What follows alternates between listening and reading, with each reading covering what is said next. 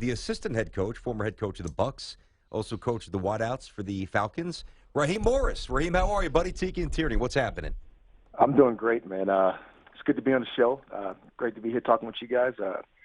We're in this morning doing some work, just going on as business as usual. Yeah, man. Now, you've been here before. Now, you were a very young man back in 2002 as the quality control coach with the Buccaneers. But you've been to this stage before. What's going to be the message to a lot of these guys who haven't been on this stage yet? Dan Quinn has done a great job of keeping everything, the main thing. We got a process that we do here. We go through our process weekly. That thing will never change. All those things, there's never going to be a bigger stage than people make it. There's always going to be the same stage for us. We're going to go out there and go through our business, handle our business how we have to handle it, get done what we have to get done, go through our process, do that with our players, our coaches, our medical staff, our physical training staff, everybody in the building, do what they got to do and go play this game. We won't make it bigger than it is. Yeah, now you've been here 2 years, Raheem, and you were in Washington right before, so kind of with Kyle in that sense. But this offense has been explosive, obviously number one in the league. I mean, what made it grow the way that it grew in 2016? Because we remember last year Matt was good, but 21 touchdowns and 16 interceptions wasn't world beater. Now he's MVP. What changed? Really here it's the common thing. It's about everything, and we call it the ball. We've done a great job protecting the ball. We've done a great job of training each other in practice. Our guys have done a great job of owning that. Our guys on defense have done a great job of getting us back for us. And the guys has really flourished under Kyle Shanahan's offense. And being in his second year with this guy, they just got such a bond together that goes so further than football. It's unbelievable to watch these guys work on a weekly basis. And being on this side of the ball this year with these guys has been a treat for myself as well. What was it like inside the stadium yesterday? Even against the Packers, when there was a thought if the Cowboys would have handled business, then obviously you guys would have been going to Big D, and that would have been the final game at the Georgia Dome. That place, it was just bleeding through my TV set, just with incredible. Wow! I mean, what was it like being in there, man? Awesome.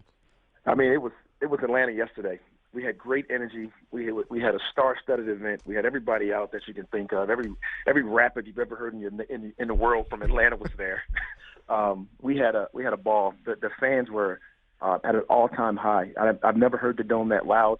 The last 3 weeks or so, it's been just phenomenal in that place, and we sent it out the right way. It's going to be the last game played in there from a football standpoint, and I think we did it right. I think we did it right. I think we went out the right way. You think? Yeah. It was 31-0, Coach, against Aaron Rodgers. He had a donut in the third quarter. I'd say that you guys certainly usher in the new stadium the right way. Raheem Morris with us here, and Raheem, former Bucks head coach, and he's with the Falcons and has been now. He's the assistant head coach, and the wideouts coach as well. Yeah, you got a great owner because at 74 years old, Arthur Blank, he of Home Depot Billions, is cutting the rug, man. How do you get the owner to party with you guys like that? I mean, that's rare. He is certainly a part of the process. He's a guy that we respect dearly. He comes to work every day. He's here with us in the trenches. We all respect him. He doesn't like to be called Mr. Blank. He wants us to call us Arthur. He wants to look you in the face and shake your hand, win, lose, or draw. He's in the locker room with us. He is there for support. He is there for his message, for his standard, for everything that we talk about. He supports us for our brotherhood. He's a part of it. His family, our families. He makes us all feel that way, and he's brought the thing all together. Having an owner like that, and I've been fortunate to be around a couple guys who do it the same type of way. Down with the Glazers, they were awesome. Them going with Snyder, he was awesome to us. But being here with this guy, he really brings a family standard that he has, his core values that we follow in our football program. He follows in all his businesses. And it has absolutely jumped off the screen here since I've been down here in Atlanta. You can tell. It definitely translates, and he's just not looking up from the ivory tower cutting checks. He mixes it up, which there's a real human element there, I guess, is a good way to capture it. And I wanted to ask you this. Obviously, you weren't there back in 2012 when Julio Jones against the Niners in the NFC Championship game. He went bonkers, similar to yesterday. 11 receptions, couple of touchdowns, over 200 yards. Actually, I think it was $182. How is he better? Back then, he was still pretty young. He's only 27. But in the 2 or 3 years since then, the evolution of the mind and recognition, how much different is Julio Jones from today than he was when he tore up the Niners a couple of years ago? Obviously I wasn't here with the Niners still and how he was back then. But this year, to watch this man grow, and he understands defense. He understands what they're trying to do to him. He understands how he needs his teammates. Yesterday, we came out the box, and Mohamed Sanu really lit things up, got things going. They changed some of the coverage. That got some other things going. That got some of our. They had to go play some. They had to go stop and play the run a little bit on Free and Coleman. That opened him up a little bit. And when you open him up a little bit, he takes advantage. He takes full advantage of it, and he did that yesterday. But his understanding of how the game comes to him and how he dictates the game with his body and his movement is really the biggest difference that I've seen him just grow throughout this year. Not even thinking about what he was, when he went there and played against the Niners. Yeah. One thing, I said this to Tiki a few times along the way, I thought it really was advantageous to Matt Ryan and really the development of the other receivers to learn how to play. Granted, you don't want to not have Julio Jones for too long, but the 2 games that he missed, I thought it empowered the other receivers, particularly Gabriel. I thought that was a very pivotal moment for your offense. I think they got a high standard for themselves here. They expect their brothers to get their job done no matter who's in there. They know there's going to be people after them that come along and do it, and there's going to be people here that can do it.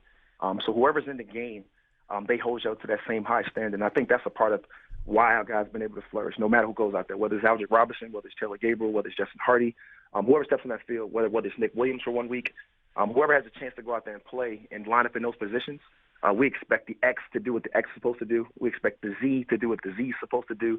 The F is supposed to do what the F is supposed to do, no matter who goes out line in those positions. What about the B? Does the B have a role there, Ryan? Yeah, no, they don't use the B. No B's. There's no B. They got a tight end. It's a Y. Talking to Raheem Morris. There you go. Yeah, Falcons assistant head coach Tiki and Tierney right here. He doesn't know football enough, Raheem. No, I'm just kidding. BT knows it better than most that actually played and around the game and trying to analyze it. Which brings me to your role. I mean, you moved over, obviously, to the offensive side this year. You've been a defensive guy your entire career. You've been a head coach. So what are you learning? Right? What do you learn from Dan as the head man, and now you're the assistant head coach? But it's been fantastic, his career, obviously with the Seahawks and now here. But you're on the other side of the ball. I mean, the transition is what for you? It's so much fun. Being on defense last year with Quinny and with Richard Smith and all those guys was awesome. Being over there and getting it done on that side of the ball, getting guys better, developing young people. We lost Terry Robisky. We had to go find a coach to replace that role. We wanted somebody with some people skills, wanted to come in there and be a great teacher, wanted to come in there and be a motivator, wanted to be closely connected to Dan Quinn. Dan Quinn talked with me about it. He moved me over to offense. I went over to offense, and it was a seamless transition. Getting with Kyle Shanahan, really grinding on the offense this offseason with help from Matt LaFleur, with help from just all the other guys, Mike McDaniels, Mike LaFleur, Kyle Shanahan, just everybody you can name, Chris Morgan, Bobby Turner, all those guys came to my aid, and they caught me up to speed as quickly as I can so I can get out here and deliver a message and get guys to really go. And then after that, it was about me transitioning my philosophy and putting it in this group and in this unit and making those guys believe in some of the things that I believe from the core. And these guys have actually taken it and brought it to the team. They developed their own standard. This is a player-led team. These guys run the barn, and we love it. We go out there, we give these guys their marching orders, and they go get it done. And that's what's kind of been that's been the fun part for me, to watch these guys and coaching these guys the same way with that same type of mentality that we had on defense.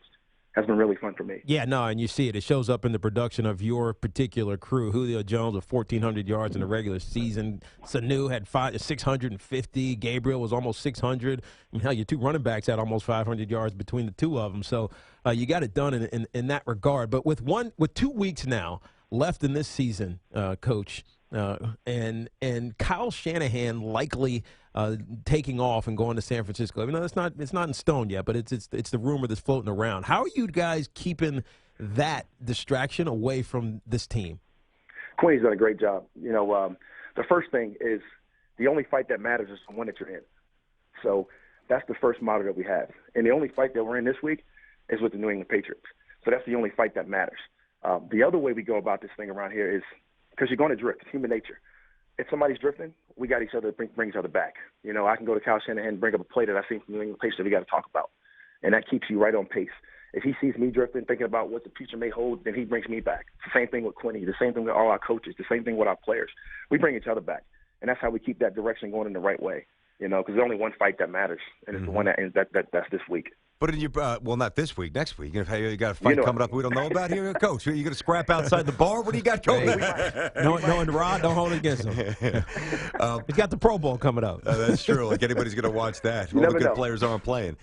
Dude, I understand living in the moment. You have to, otherwise you get overwhelmed and you can get run over by the enormity of the stage. That's awaiting. But in your most private moment, the deepest recesses of your mind, how do you not, on some level, Coach, think about what it would mean to not only beat Belichick, but to beat Brady? I mean, the Super Bowl alone is incredibly special, but now it's royalty. That doesn't trickle into your mindset at all? No, it's a privilege to play in the National Football League. So that mindset you're talking about, that's already instilled in all of us. We know that it's a privilege for us to go out there and compete on the field every single week, no matter who it is against. We went out and played against the great Aaron Rodgers yesterday. We got a lot of respect for everybody we play. You can find people on every single team in this National Football League that got something special and some qualities about them that you just love and you admire. But every week you go out and you got to go out there and fight these same guys. So I don't think anybody's held at a higher standard. I don't think anybody's held at a bigger stage.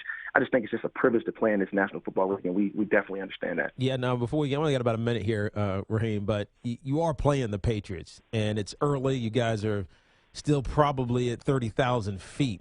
But what's the key? How do you beat them? They've done this so many times. They've been here so many, been effective so many times in the postseason. How do you beat this team?